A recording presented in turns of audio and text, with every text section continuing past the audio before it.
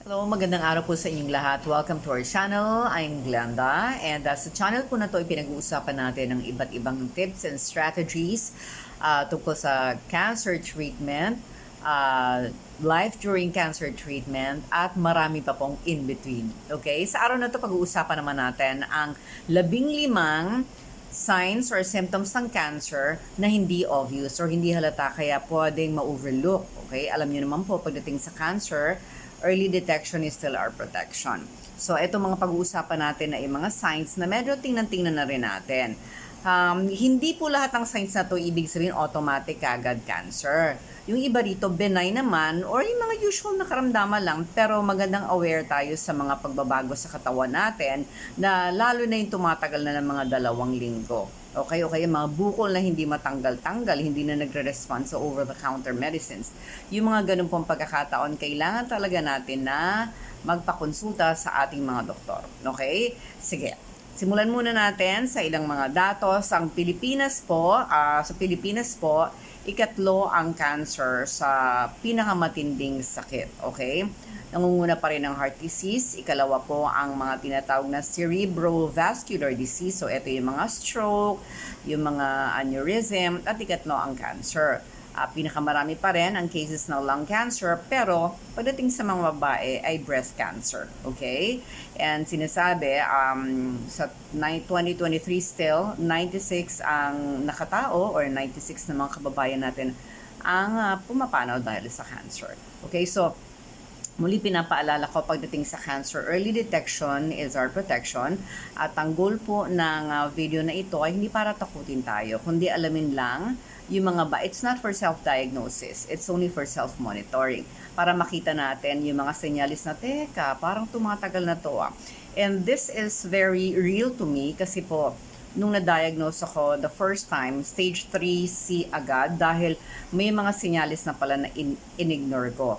Dahil lang, alam ko lang noon, nunal lang na nagbabago, wala naman akong ganon, at saka wala naman kaming lahi. So, yun lang yung pinanghawakan ko na paniniwala na mali pala at muntik kong ikapahamak. So, ito ngayon, bibigyan ko kayo ng mga tips ha, mga senyales ng cancer na hindi masyadong obvious. Okay? Sige, simulan na natin.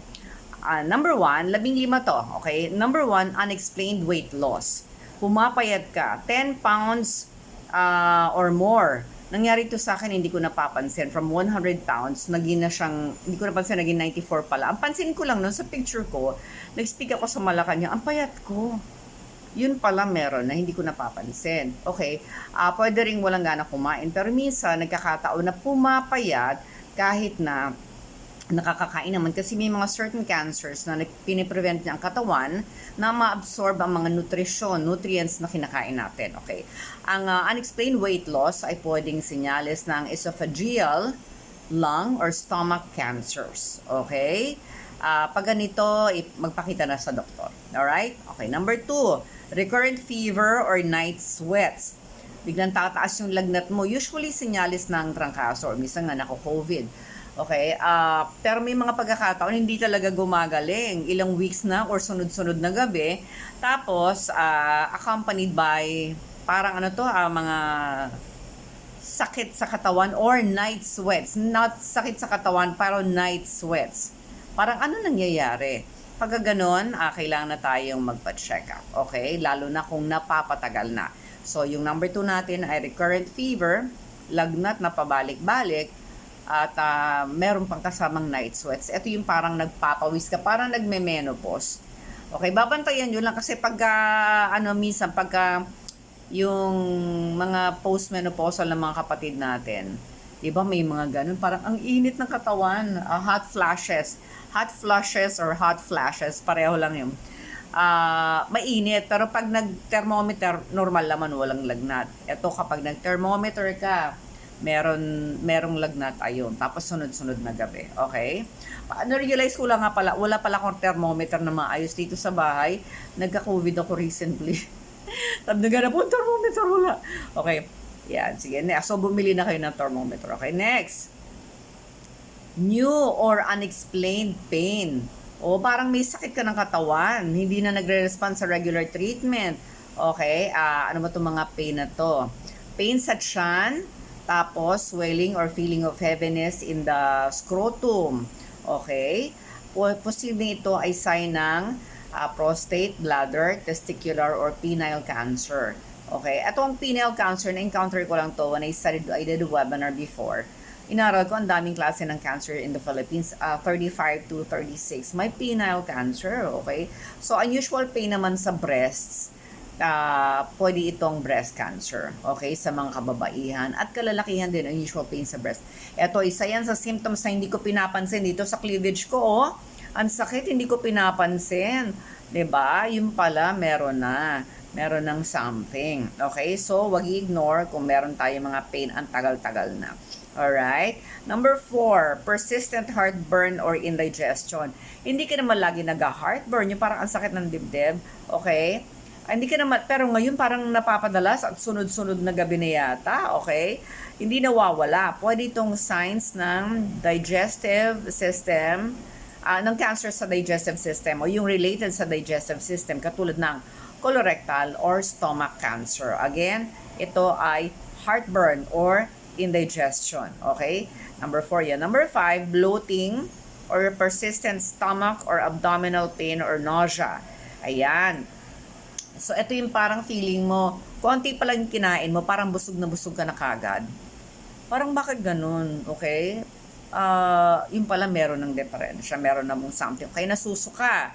Pwede siyang mag-indicate ng cancer sa liver or pancreatic cancer or yung mga gynecologic cancers katulad ng ovarian cancer sa mga kababaihan. Okay?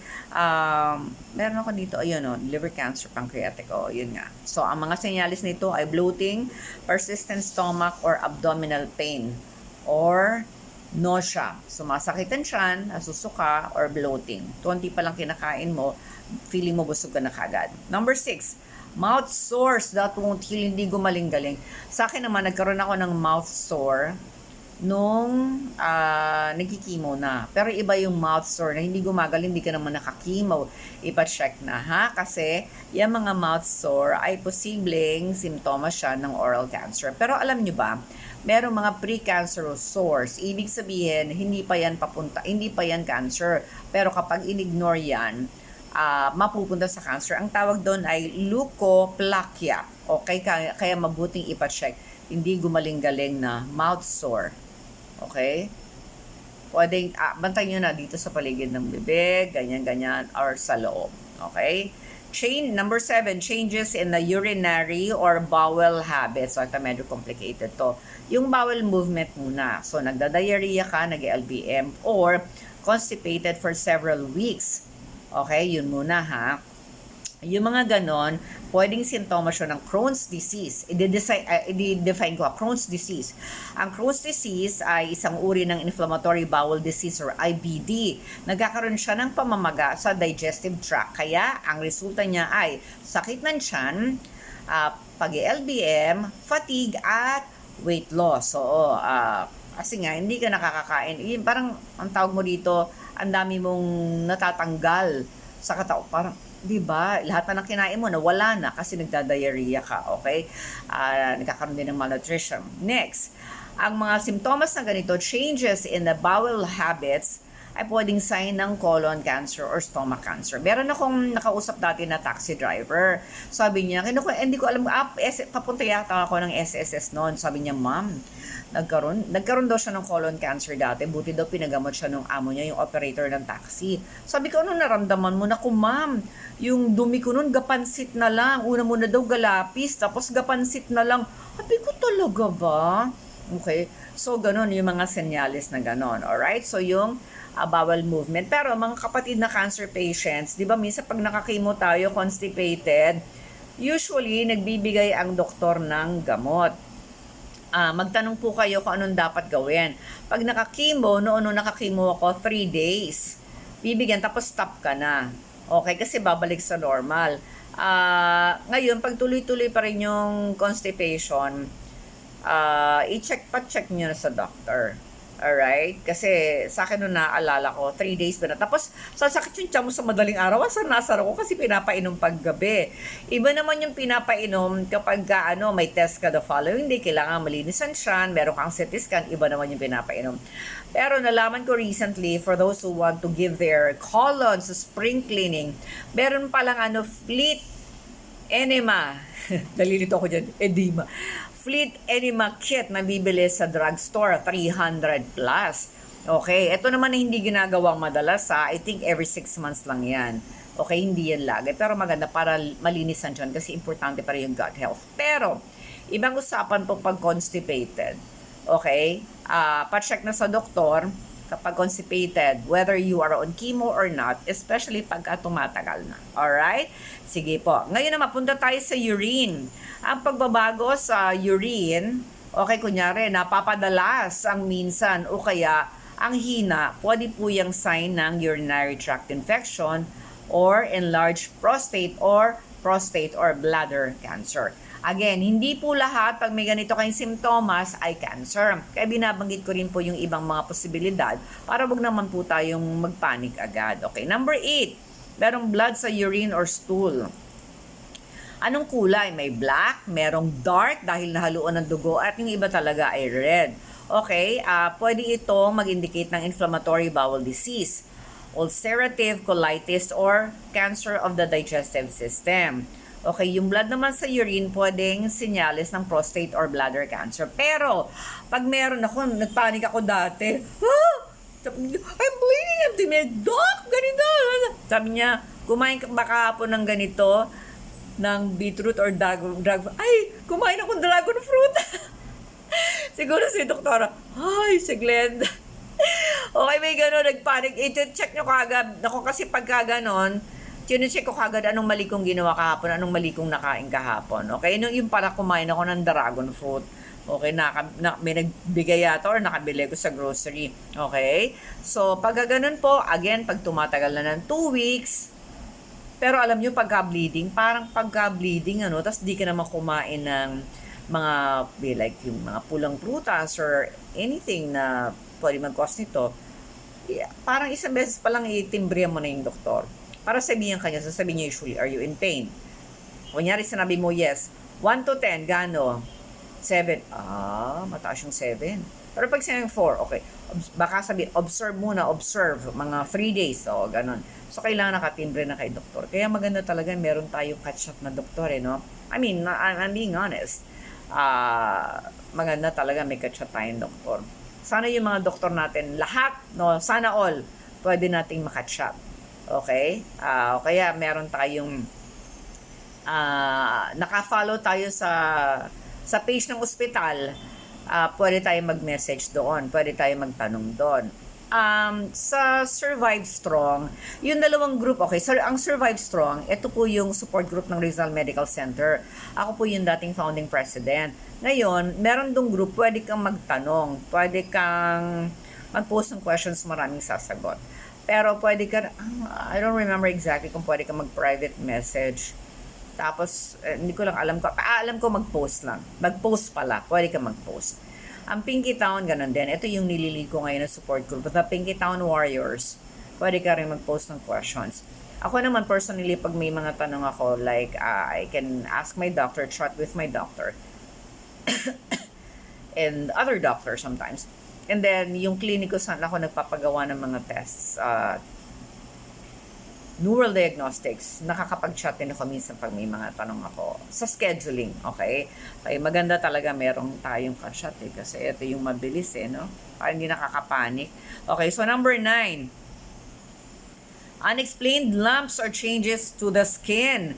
May mga, pagka sinisipon tayo, di ba, ito may swelling. Pero kapag yung lump, wala nang sipon, ay nandiyan pa rin, kailangan na ipa-check yan. Okay?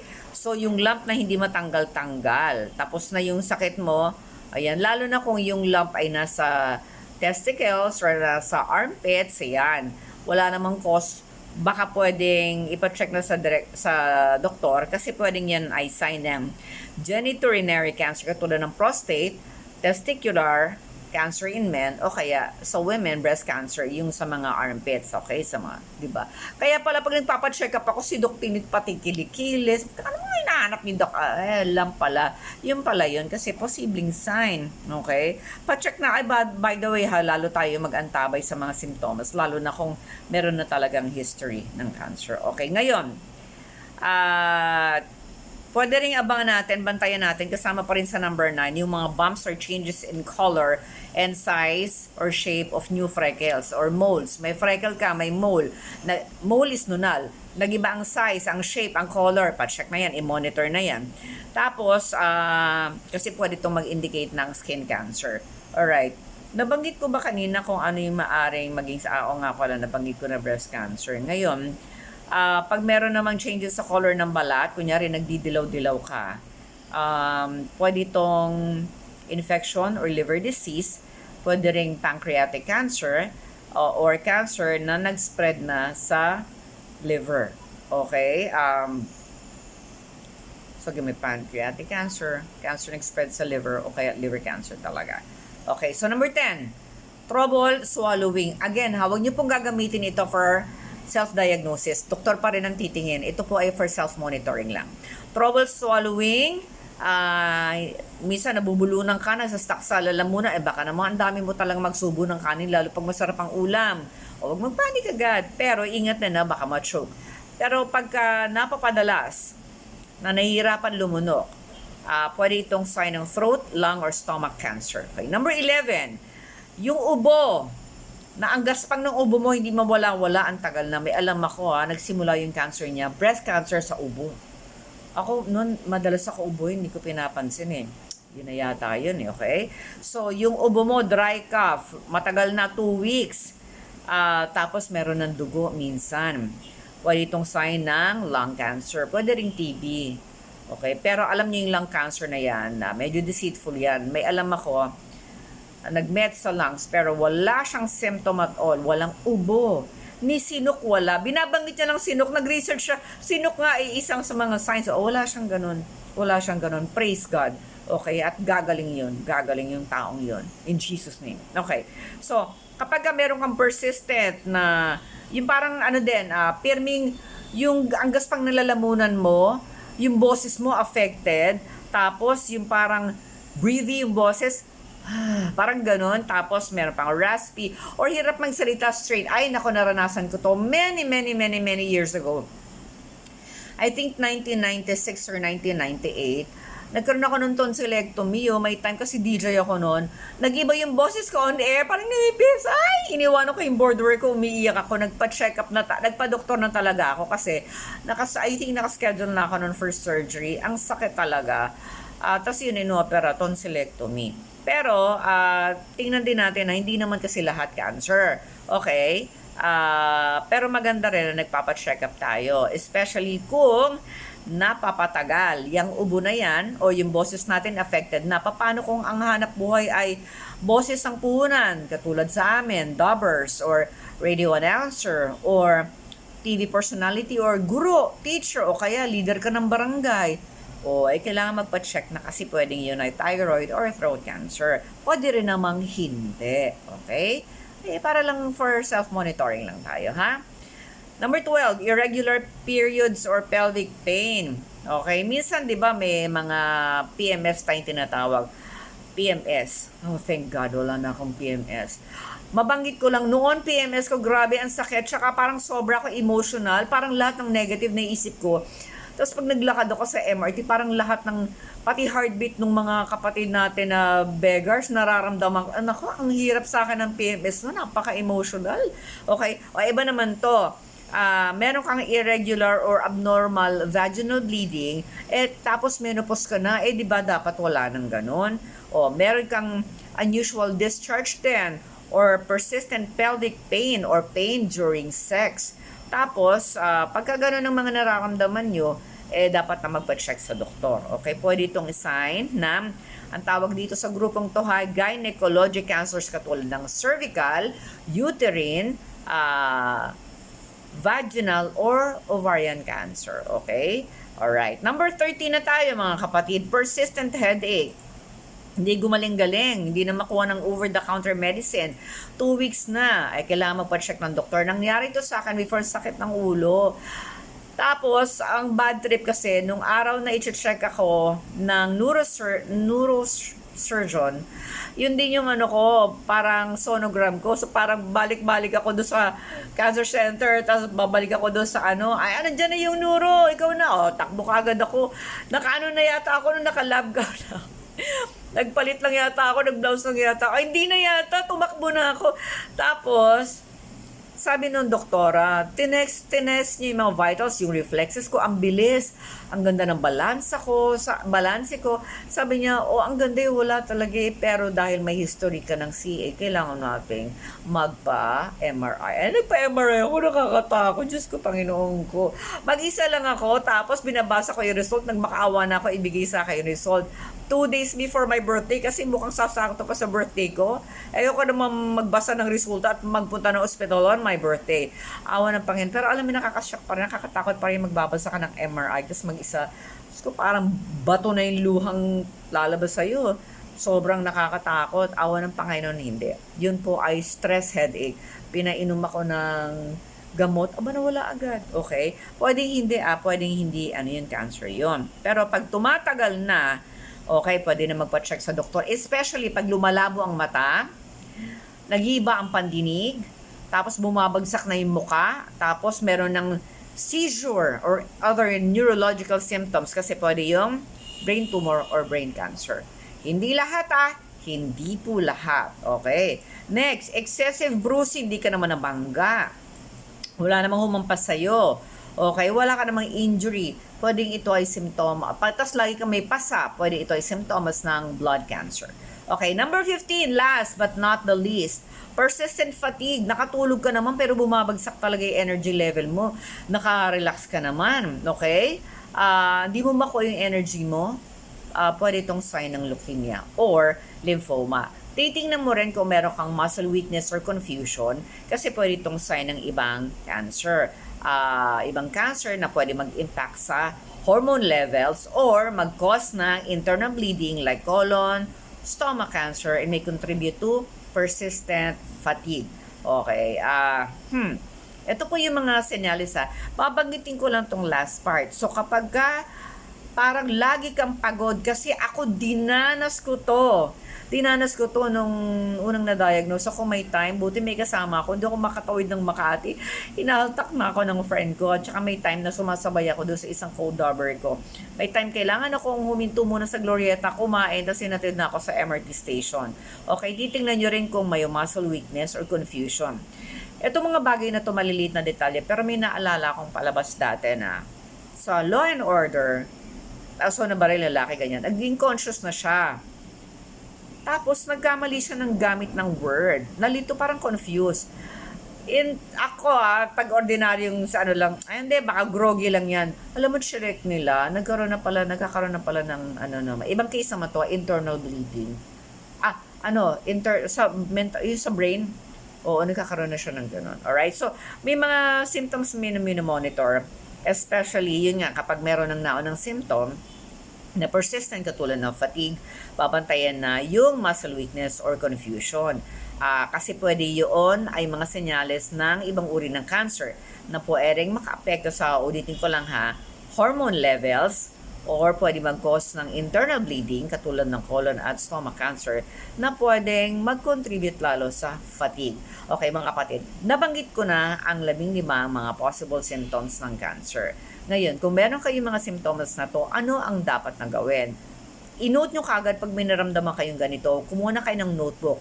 Anong date nyo unang naramdaman? So, mabibilang nyo, umaabot na to ng 2 linggo. Pag 1 week pa lang, medyo alertado ka na dapat yan. Medyo nagpapaschedule ka na sa ospital. 2 weeks, ayan, kailangan talagang, go ka na sa ospital. Pero, merong mga simptomas tulad ng bleeding, hindi na yung pinapatagal. At saka pag yung kunyari, yung raspiness sa voice, nag-iiba yung boses mo, inubo ka grabe, 3 days na, paano ko yun ang livelihood mo? Ako, for me kailangan na magpakonsulta at wag nang antayin pa ang 2 weeks. Kasi, kung yan ay hindi naman cancer, at least na-check ka na, bibili ka lang ng gamot sa drugstore, after a few days, magaling na yan. Lumabas na yung plema. Okay? May mga ganun, alam nyo, tansyahan din po We have the list of the symptoms, pero hindi nyo po kailangang antayin yung 2 weeks. Iba-iba po syempre kasi yung buhay natin, yung hanap buhay natin, iba-iba yung ating mga sitwasyon. May mga times na kailangan nating agapan, magpa-check up kaagad. Okay? At kung ito'y hindi cancer, very good. Salamat sa Panginoon. Kung ito ay cancer, at least naagapan. Pero ang maganda po ay alam natin na hindi naman lahat ng ito porke naramdaman nyo yung cancer agad. Hindi rin ito for self-diagnosis. Huwag nyo po itong gamiting basihan. Ito po ay for self-monitoring lamang dahil gusto nating alagaan ang ating katawan. Okay?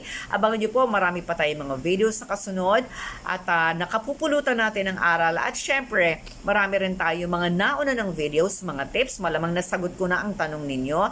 If you want more tips, meron po akong librong sinulat ang Stage 3G. Ito po ang ating manual on dealing with cancer treatment, side effects, and life during cancer treatment. Mula sa surgery hanggang sa recovery. At ito po ay physically, emotionally, psychologically, at spiritually.